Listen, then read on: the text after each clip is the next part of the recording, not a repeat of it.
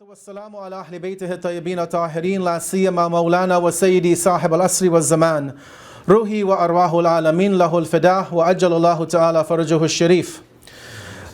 صلوا على محمد وآل محمد. صلوا على محمد وآل محمد. First off, let me say that it's a pleasure to be here tonight with all of you brothers and sisters, and we ask Allah to accept this act of worship, to continue to guide you to put on programs for the youth of the community, and that we're all guided to be able to follow in the teachings of the Prophet and his family, and that we can meet the 12th Imam together as a community and help him in his mission to establish justice and equality and human rights upon this earth under the banner of the teachings of Muhammad and Ali Muhammad alayhimus salatu wassalam. Allahumma salli ala Muhammad wa ali Muhammad. So before I go to the main topic for tonight, I just want to briefly speak about the 11th Imam and just really one particular aspect of his life. You know, when you study the biography of the Imams of the Ahlul Bayt, peace be upon them, obviously each one living at a different time, various political circumstances they were going through, the politics, the social climate was different with every Imam. Some of them had it very difficult, you know, from particular points of their life. Some of them had it easier in terms of the limiting of political pressure upon them. And obviously we're not possible, it's not possible for us to grade and to mark how, you know, each Imam and what level of difficulty they lived in. But the one thing that I constantly think about with the 11th Imam is the fact that not only was he killed at the early age of around 26 to 28 years old, that is one obviously reality of his short life and existence, but the fact that him being the 11th Imam, that right there, he was marked as a target for assassination. Right? Because we all know, as the Banu Abbas knew, the Abbasid governments knew, the Khulafa of the Bani Abbas knew, those hadith from the Prophet about there being 12 Imams after him. And so once the 11th Imam comes on the scene, obviously for the Bani Abbas it becomes a challenge, because they would recognize that the 12th Imam was going to evolve into launching this movement, this revolution to overturn injustice and oppression and tyranny. Little did they know that the 12th Imam would go into occultation for over 1200 years. But their thought, I'm sure in their mind, was that the 12th Imam would be born, he would come of age, he would mature, he would take over the imamate, and he would destroy that regime. So you see that because of this mentality or notion that was in the heads of the Abbasid ruling authorities, they obviously had to put the 11th Imam under much more stricter surveillance than, let's say, the 4th Imam. Right after Karbala, it was a difficult time, but there was still, we could say, limited or relative freedom for the 4th Imam. And we know the 5th and 6th Imams were given much more liberty. There was obviously political change happening in the community. But the 11th Imam, again, a very unique circumstance. And just the one point I wanted to mention as I move on to the theme for tonight, in redefining religiosity, in the words of the Imam, is this unique methodology that the 11th Imam began to put into place to allow his Shias to connect with him. You know, it wasn't that you could just knock at the door of the Imam and he would welcome you in and you could sit and have chai with him and talk and, you know, ask your questions and give your money and your khums and your donations to the Imam. No, it was a time when he was under house arrest, when there were government officials all around his house. You know, if we think today that we're under surveillance and Big Brother is watching us, imagine the time of the Khulafa of Bani Abbas, when just like at the time of Pharaoh, and he's waiting for that boy to be born that is going to overthrow him, that he's killing all the male children, the time of Bani Abbas would probably not have been, you know, as severe as the time of the Pharaoh, but it was definitely a very critical juncture. So one of the things that I really find interesting about the 11th Imam, and it's something we always need to reflect upon, is how he would use very clandestine, very undercover, very underground tactics to connect with the Shia. You know, today, as we know, everything is live on the internet, so we obviously are always careful what we say, but we're, maybe more precautionary. We don't obviously want the secrets of Ahlul Bayt alayhim assalam to get out to the world. But imagine the 11th Imam where Shias come with questions and they can't get them answered. They come with money and they can't give it to the Imam directly.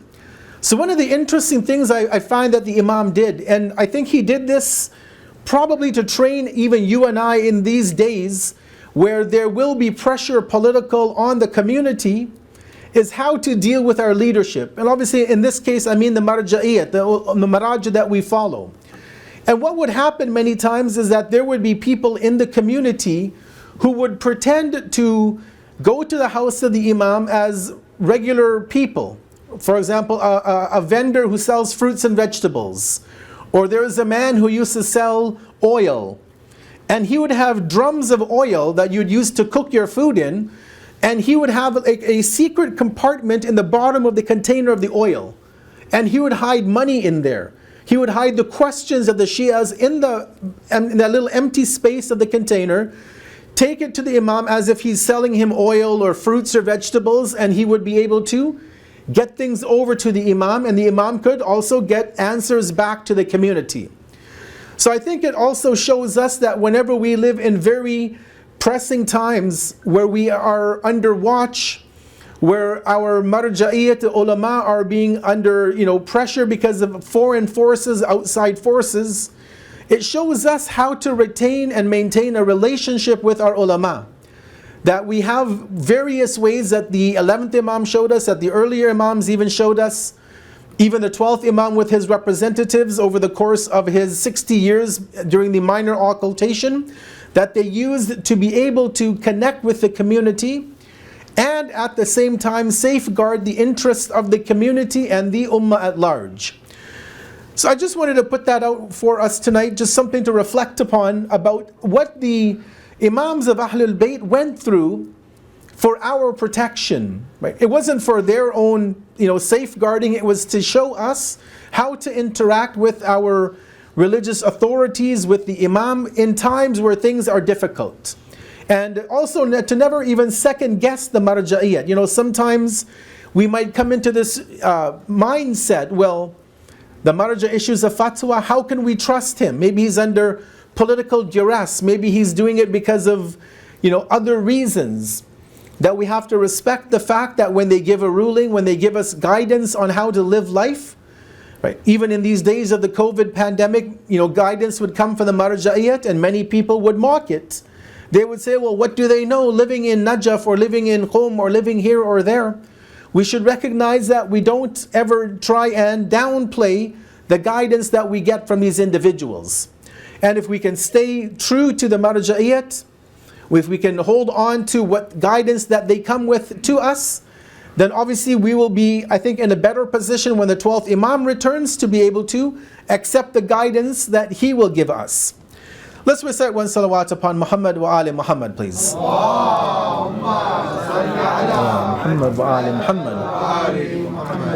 So for tonight, for the time that I have left, I want to try and look at this topic of redefining religiosity in the words of the 11th Imam. Religion as we know it in not only in the West, but I think all around the world, even in the so-called Muslim countries, is on a decline. If you look at statistics, even in America, there's a lot of research in polls and surveys that have been done in terms of the amount or the number of people that associate or they themselves, how much do they subscribe to a particular religion. And the numbers are actually staggering of how many people do no longer subscribe or ascribe to a particular ideology. They may call themselves good people. They might say that they are spiritual. That's a new term that people like to use. I'm not religious, but I am spiritual. And I'm not going to downplay that because they may have had very negative experiences in organized religion. And I've met people when I used to work in the corporate sector who left the Catholic Church because of abuse that they faced. And so that is a very real phenomenon, that people leave religion because of the actions of people. But at the same time, when you again look at these numbers, more and more people in America, and I would probably say the same for Canada, are not wanting to define or describe themselves as being religious. Again, they're spiritual, but they don't want to follow a organized religion. And so when you look at this term of religiosity, a definition of it could be the public display of religion, the public face of a person who is a person of faith.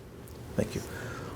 One salawat upon Muhammad wa ali Muhammad. Allahumma salli ala Muhammad wa ali Muhammad. And most times when we picture people who are of religion or who are religious personalities or people who follow a religion, whether it's Islam or Christianity or whatever other faith that people follow, we tend to have a certain picture of what they should be like, actions that they should do, levels or stages of spirituality that they are maybe ascending towards. And even within Islam, we know that there are various ways that people look at Islam as a religion. Not only within the breakdown of jurisprudence, but in terms of spirituality, people will throw terms around like irfan and Gnosticism as a translation, and they'll talk about being a zahid, being ascetic. And all of these terms sometimes get confused with one another, right? At one level, they are Quranic terms in some aspect or hadith terms, and in another level, they are terms that humanity, that scholars, that the people have created to try and maybe describe various levels of religiosity that they are striving to attain. But one of the problems that we face is that these terms, sometimes we get confused with the terminologies, and sometimes we forget the focus on where we're going. Were you focusing on the vehicle rather than the destination?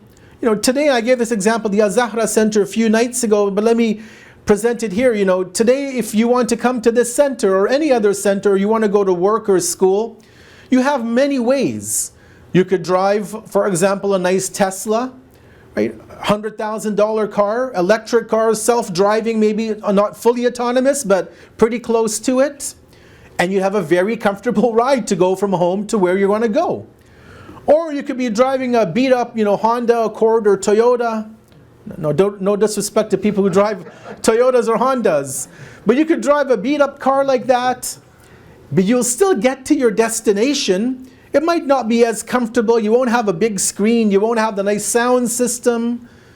Because who needs a good sound system if you're just listening to du'as anyways, right? You don't need the big subwoofer and all that. But is it the way that you're getting to the goal, or is it the goal that's important, right? No doubt that the way to get to the goal is important, but ultimately for us it's the goal, right? We travel, we go on vacation. We might fly from Vancouver, have a stopover in Toronto, a stopover in the UK. We're just there in transit for a couple of hours. We're waiting to get to the ultimate destination. And we have to look at religion in that way, rather than using all of these terms, Sufi and spiritual and irfan. Again, they're there and they may have their own usage at certain times. But ultimately, if we boil it back down to our goal, Allah says, وَمَا خَلَقْتُ الْجِنَّ وَالْإِنسِ إِلَّا لِيَعْبُدُونَ, right? I only created jinn and humanity, or I did not create jinn and humanity except to worship me, to know me, to love Allah. That's the goal of life. And sometimes that road will be a bumpy road. Sometimes it'll be an easy road. Sometimes you will have, or most times we will have, difficulties and hurdles on that road. Just like you driving a fancy car or a very simple car, if there's a pothole, you'll still feel the bumps on that road, without a doubt. But the goal is always to get to Allah. And when we look at this topic of redefining these words, what I wanted to present tonight is a 4-part hadith from the Imam, in which he looks at 4 different aspects, 4 different terms he's using to redefine what it means to be a believer. So let me begin with the hadith. He says, at the beginning, he says, أَوْرَعُ النَّاسِ مَنْ وَقَفَ عِنْدَ الشُّبْهَةِ. He says that the most pious, awra'a, right? Wara'a, as our scholars of akhlaq tell us, is a level higher than taqwa. Taqwa is, a commandment that we do what is obligatory upon us. We refrain from the prohibited. But wara'ah becomes higher than that. It's not just about wajib and haram. It's not only even about mustahab and makruh. It's that even the mubah actions in life, we try not to do the mubah actions. Right? So basically, we try to change every act that we do from the time we wake up until the time we go to bed as an act of worship, either being mustahab or being wajib. Now, how do we do that? Right? That is a challenge. I'll give you one example, is that many people, I'm sure, like to play sports, whether it's basketball or floor hockey or soccer or whatever the case may be. Now, obviously, in and of itself, playing sports is a neutral action. There's neither reward nor punishment, as long as you're maintaining, obviously, rules and hijab and modesty is there. It's a thawab neutral action. But if you establish, let's say, a men's basketball team with the brothers, with the different communities, let's say in the Lower Mainland, each center, each youth group has a basketball team, and you create a whole network of brothers who play basketball, and you have competitions and playoffs and finals and this, and you do it to unite with one another to prepare for the Imam. Now that basketball goes from mubah to mustahab. Right? And the sisters as well, not just the brothers, but the sisters can engage in sports or activities that you're interested in. You change the intention and you change the status of that action. So it becomes very simple actually to change every action in life to make it a recommended action.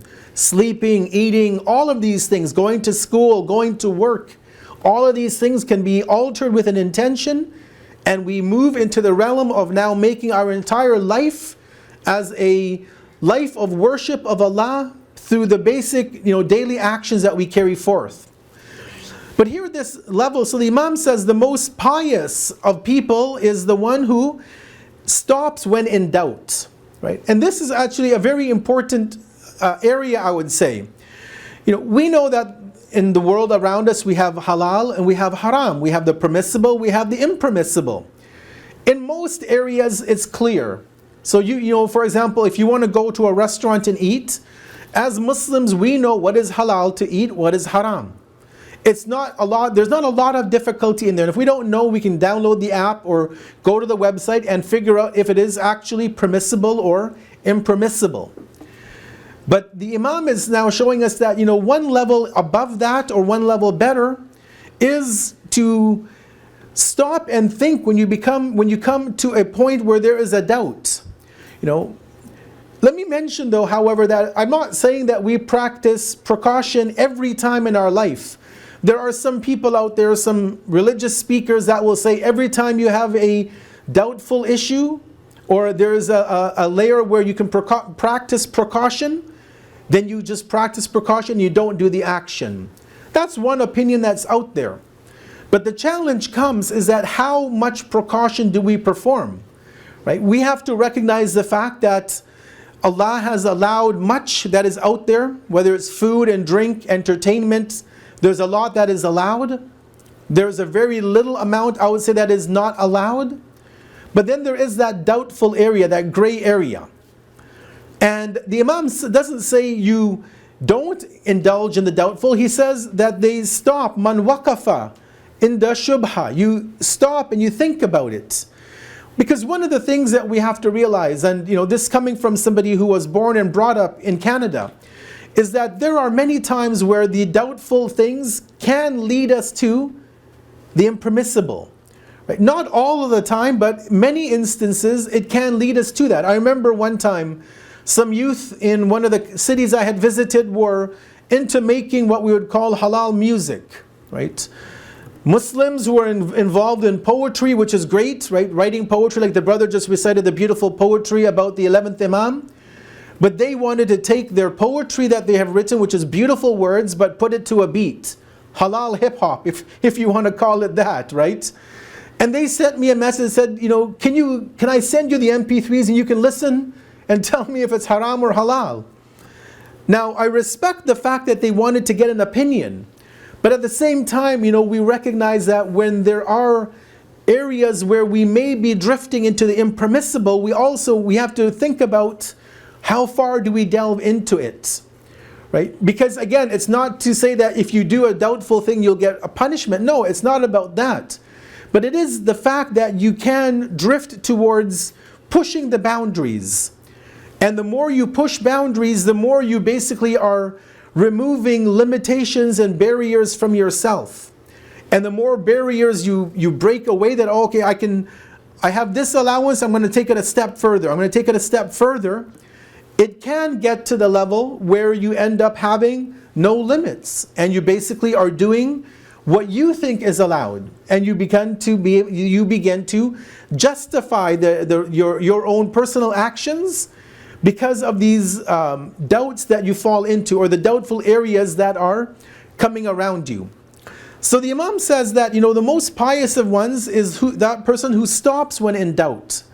I don't say again as I move on that you don't go in that area, but we have to always be reflecting on what it is that we are going into, recognizing the fact that, the further we go down that hole, that we are perhaps getting closer to the haram.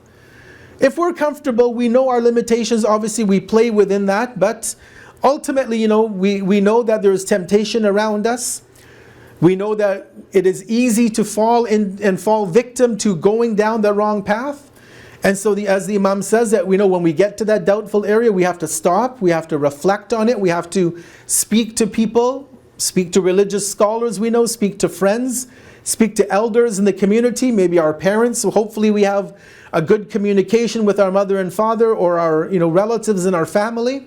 If we have older siblings, to also get their assistance and their guidance when we come across these areas of life. From here, the Imam then goes on to the next level to talk about worship. And not just worship, but he talks about the one who is the most worshipping of people. So he says, أَعْبَدُ النَّاسِ مَنْ أَقَامَ عَلَى الْفَرَائِضِ. That the most worshipping of people is the one who establishes the obligatory actions, that which is a requirement as a believer.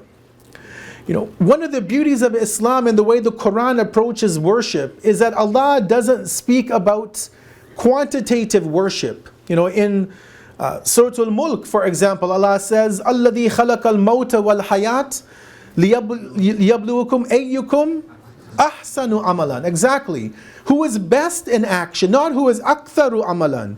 Not who is performing the most actions, not who is performing the most salat or fasting or going for hajj every year.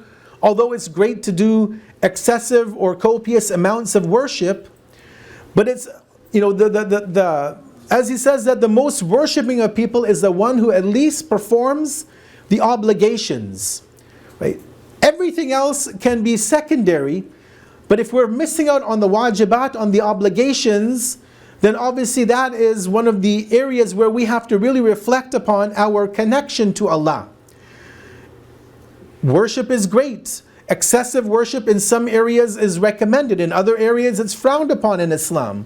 As we know that in excess, actually anything can be discouraged. In Surah Bani Israel chapter 17, Allah talks about the fact that excessive charity is something which we should never do. Neither giving too much away, nor completely not giving anything in charity. There has to be a balance in worship. And so the Imam says that if you want to be considered the person who is engaged in the most acts of worship, at least stick to the obligatory actions. And again, we know that, praying, fasting, the other obligations we have, family relationships, these are all there. And they sometimes are difficult, right? We can't deny the fact that fasting in Ramadan in parts of Canada is extremely challenging. I don't know about Vancouver, but I know when I lived in Edmonton in 2016 to 2018, when Ramadan was in July, our Maghrib time was 10:30 at night, and Fajr was about 3:15 in the morning. So you're looking at about a 20-hour fast. That's not an easy thing to deal with, obviously. But again, as the Imam says, that at least doing the wajibat, the obligatory actions, that minimal can get us to that level of being considered as the most plentiful of worshippers. So he's again also redefining these terms to show us that worship has a definition, And it's not always about how much we worship, but as long as we are fulfilling our obligations, that is what we will be graded upon. I'll go through the next two really quickly and conclude for tonight. He then says, Azhadun nas man taraka al-haram. When it comes to zuhad, this asceticism, living a life of not being concerned about having lots of stuff, he says that person who is the most ascetic is the one who is abandoning the forbidden. Traditionally, zuhad is looked at from the teachers of akhlaq and spirituality as being somebody who doesn't own anything of the world. Right? This is a very negative definition, a very incorrect definition of it, because it's not that you don't own anything of the world, but rather you don't let the things of the world own you. Exactly. Right? You don't let your fancy, whatever, take control over you, and that becomes, how you identify yourself, and that's what you live for. No, you have the good of the world. You have the nice cars. You have the nice clothes. You dress well. You look well. You live in a nice home. You have a good job. You make money. But you don't let those things define who you are. You control them. They don't control you. And here the Imam says, if you want to be the most ascetic of people, the one who has the most zuhad, it's about not going to the haram, not performing those things which Allah has made forbidden for us. And we live in an era today where doing haram is extremely easy. It's extremely easy to do haram. I remember growing up back in the day, and this shows you how old I am, but if you wanted to listen to haram music and you wanted to go and buy it, you'd have to go to the record store and you'd buy a 12-inch LP and you'd bring it home, and you'd have to sneak it by your mom and dad, and you'd have to have a turntable at home, and you'd have to have speakers at home because you didn't have Bluetooth headsets, right? So you'd have to have the turntable, you'd have to have the headphones, you'd have to go and buy the record. And nowadays, it's all, on Spotify or YouTube. You don't have to buy it, you just stream it for free. Right? You could be in a majlis, in a religious center with a headphone in and listening as the person is speaking. Not that people will do that, I don't think. But you never know, especially with sisters with their hijab. You don't know what's going on underneath that. They got headphones in and who knows what's happening, right? But it was hard to sin back in the day, right? It was really difficult. If you wanted to sin, you had to go out of your way to really jump over all of these hurdles. And now you look at the life today, and I can only imagine these young children who are here tonight, when they grow up and they're in their teens, what it's going to be like. The propensity to sin and the ease of accessibility to all of that will be much easier than it is even today. And so as the Imam says, if you want to be the most pious of people, it's to keep away from the sins. And again, the sins are in the Quran, they're in the Hadith. And the beauty of Islam is that it never made thing a sin unless it allowed us a way to get out of that sin, right? You look at sins of the flesh between men and women. Well, Allah gave us marriage, and it's an easy process. It takes about 10 seconds to get married. There's no official, massive ceremony that has to be done. It is done culturally, and it's a nice experience. But the basics of Islam were to make sure that people didn't have to go and jump through, over hurdles to do the obligations. It made living life easy. It made committing sins something which didn't have to be done. And so when I meet youth, and I've met them unfortunately who have had relationships outside of marriage, it baffles the mind when we have marriage, which is literally 10 seconds to perform a ceremony, that how can somebody enter into that kind of a relationship with the opposite gender? It just baffles me that would ever happen when Islam made these things so easy.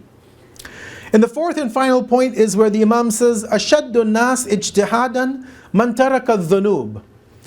He talks about the person who has, as he says, the person who has the most hard-working struggle in life. Ashaddu nas ijtihad, that struggle, that push in life, that zeal, is the one who abandons sinning.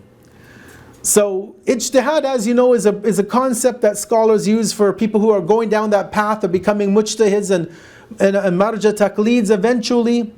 But here the Imam is saying this ijtihad, this struggle, this effort that we have to put into life, and the best person, Yes, it's great to get to the level of a mujtahid and to issue fatwas, but even maybe better than that is, maybe we can understand, is the one who can control themselves, can exert that effort to not perform the sins, to turn away from the sins, those things that Allah has obviously asked us to keep away from. Not because Allah needs us not to sin, no, but because those sins will come back and haunt us. We have a concept, and I'll end with this point about sins, where sins can not only affect the individual, right, but they also affect the society on a whole. Right? And that's why Islam is very concerned about, sins that are done in public. It's one thing for a person to go behind closed doors and do their actions, whatever they want to do. That's one thing. But when sins become common, they become main in society, when governments begin to regulate, or not regulate, but legislate sins, as we have seen even in Canada with many things that have gone forth in the last many years, then that has an impact on the society. You can study the ayat and the stories of the Quran about the previous nations that were brought to their knees because of the sins, and it wasn't because they were sinning in private. It was because of the openness of their actions. So I'll conclude with that last point and offer our congratulations to all of us tonight as we celebrate the birth of the 11th Imam. And to recognize, as I conclude, that the faith that Allah gave us, the teachings of the Prophet, as exemplified by the Ahlul Bayt, peace be upon them all, it's something which is at one level difficult to follow, but when you learn the teachings, it becomes easier. It actually makes life easier. It makes life much more pleasurable and enjoying when we know the limits that we have. And to learn them obviously may take a lifetime, but slowly, step by step, and especially when you're young, it becomes easier to learn, becomes easier to implement, it becomes easier to maintain it as we go on in life. It just takes a bit of effort, struggle. It takes a desire to want to go against the grain of society. And obviously it takes that blessing from Allah, which is what we always ask Allah for, to give us the tawfiq, that divine assistance to be able to fulfill our obligations to Him and to fulfill our rights as believers upon our families and upon one another. I'll conclude and ask Allah to accept this act of worship from us tonight, to give us the ability to continue to follow down the path of Islam as taught by the Prophet and his family, and that we can all be those to improve ourselves so that when the 12th Imam makes his advent, that we can be alongside the 12th Imam, young and old, male and female, because as we know, the Imam will have 50 women in the first line of defense in his campaign. So we ask Allah to allow our sisters, our daughters, our mothers to be of those 50 women, to be alongside the 12th Imam. We ask Allah to allow the young men of this community to be alongside our 12th Imam.